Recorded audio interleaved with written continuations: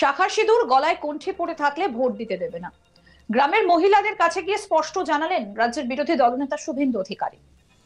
শুক্রবার 19 জুলাই রানাঘাট দক্ষিণ বিধানসভার পায়রাডাঙ্গায় বিধানসভা উপনির্বাচনের দিন হিংসায় আক্রান্ত এবং নিজেদের ভোটাধিকার প্রয়োগ করতে না পারা হিন্দুদের সঙ্গে দেখা করেন বিরোধী দলনেতা।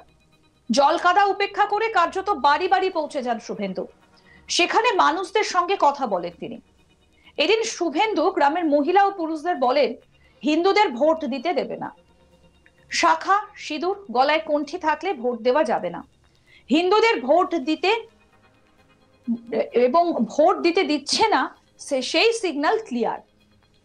সে তৃণমূলের হিন্দু ভোটার হোক, বিজেপির হিন্দু ভোটার হোক, এই জিনিস আগে কখনো দেখা যায়নি। শুভেন্দু বলেন এই ব্যবস্থা বদলাতে হবে। আমি আপনাদের কাছে এসেছি যাতে এই জিনিস ভবিষ্যতে বন্ধ হয় চিরতরে। শুভেন্দু আরো বলেন ছেড়ে দিলে তো এসি রুমে বসে কাটিয়ে দিতাম, আপনারাও চান এটা বন্ধ হোক। শুভেন্দু বলেন গণতান্ত্রিক দেশ, ভোটের সময় সব দল প্রচার করবে, ভোটের দিন আপনাদের দিন, আপনারা যাকে খুশি ভোট দেবেন। শুনুন কি বলছেন বিরোধী দলনেতা শুভেন্দু অধিকারী, শুনুন। তো কেউ কেউ 5টা 6টা, কেউ 8টা 10টা 12টা, যাদের বয়স বেশি ভোট দিয়েছে। কখনো এই দৃশ্য এই এলাকায় পায়রাডাঙ্গা বা রানাঘাট এলাকায় কেউ দেখেছি?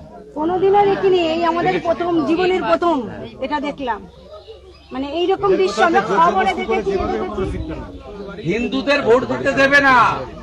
আমি আপনাকে বারবার বলছি, কথাটা শুনতে খারাপ লাগছে। হিন্দুদের ভোট দিতে দেবে না। শাখা পলা কণ্ঠি টিকা শিখা এসব থাকলে ভোট দেওয়া যাবে না। হিন্দুদের ভোট দিতে দেবে না, সিগন্যাল ক্লিয়ার।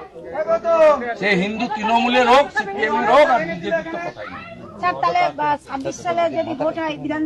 না না, এই ব্যবস্থা বদলাতে হবে। না না, আজকে তো কোনো নির্বাচন কালকে নেই, আগামী 1.5 বছরের মধ্যে। আমি আপনাদের কাছে এসেছি কেন?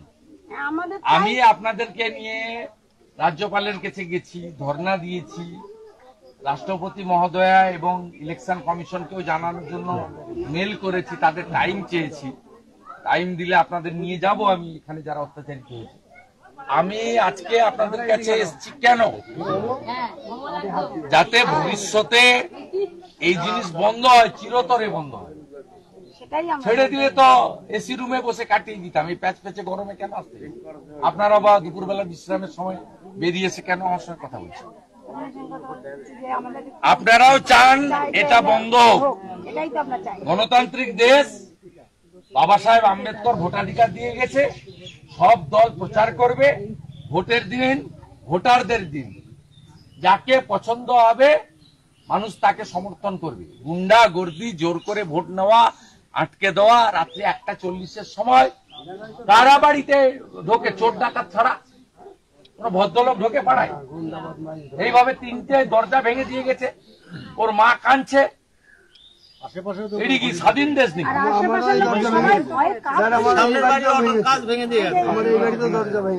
সব তো আছেন তো? একা বলছে কেন? এই ব্যবস্থার পরিবর্তন চান তো? রাধে রাধে।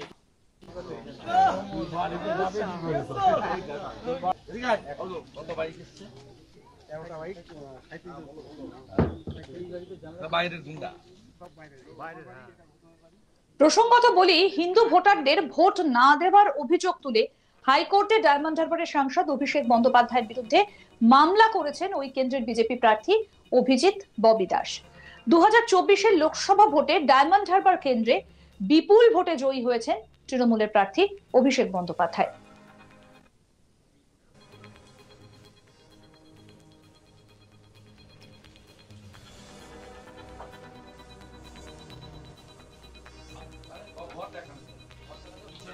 সাত 7,10,930 ভোটের ব্যবধানে জয়ী হন অভিষেক বন্দ্যোপাধ্যায়। তার প্রাপ্ত ভোট ছিল 10,48,230। অভিষেকের নিকটতম প্রতিদ্বন্দ্বী বিজেপির অভিজিৎ দাস অর্থাৎ ববি, তার প্রাপ্ত ভোট ছিল 3,37,300। সিপিএম এর প্রতীকুর রহমান পেয়েছিলেন 86,953টি ভোট। অভিষেক বন্দ্যোপাধ্যায় তার শক্তিকে কাজে লাগিয়ে, রাজ্য প্রশাসনকে কাজে লাগিয়ে ভোট লুট করেছেন। অধিকাংশ হিন্দু এলাকায় হিন্দুরা ভোট দিতে যেতে পারেননি। কলতার ডায়মন্ড হারবার বজবজ এলাকায় নাকি হিন্দুদের ভোট দিতে দেওয়া হয়নি। এই অভিযোগে ডায়মন্ড হারবার কেন্দ্রের জয়ী প্রার্থী অভিষেক বন্দ্যোপাধ্যায়ের বিরুদ্ধে কলকাতা হাইকোর্টে মামলা দায়ের হয়েছে। এই অভিযোগ তুলে মামলা দায়ের করেছেন ডায়মন্ড হারবার কেন্দ্রেরই পরাজিত প্রার্থী অভিজিৎ ববি দাস। অভিষেক বন্দ্যোপাধ্যায়ের বিরুদ্ধে ইলেকশন পিটিশন দায়ের করেছেন ডায়মন্ড হারবার কেন্দ্রের বিজেপি প্রার্থী অভিজিৎ দাস। হিন্দু ভোটারদের কার্যত ভোটই দিতে দেওয়া হয়নি। কলকাতা হাইকোর্টে এসে অভিযোগ বিজেপি প্রার্থী অভিজিৎ দাসের। অভিজিৎ দাস আদালতে এসে বলেন, ডায়মন্ড হারবারে কোনো ভোট হয়নি। যারা পরিদর্শক ছিলেন ডায়মন্ড হারবারে তাদের সহযোগিতায় ভোট লুট করা হয়েছে। অভিষেক বন্দ্যোপাধ্যায় তার শক্তিকে কাজে লাগিয়ে, রাজ্য প্রশাসনকে কাজে লাগিয়ে ভোট লুট করা হয়েছে। অধিকাংশ হিন্দু এলাকায় হিন্দুরা ভোট দিতে পারেননি।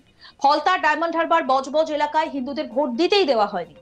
2014 সালে যখন বিজেপির সংগঠন ছিল না তখন 29,000-এর বেশি ভোট পেয়েছিলাম, কিন্তু এখন 10 বছর পরে যখন মোদির সমর্থক যেখানে ঘরে ঘরে, সেখানে এবছর ভোট পেয়েছি 15,000-এর একটু বেশি। অভিজিৎ ববি দাসের অভিযোগ, ফলতাতে প্রায় 4 ঘন্টা ধরে আটকে রাখা হয়েছিল তাকে।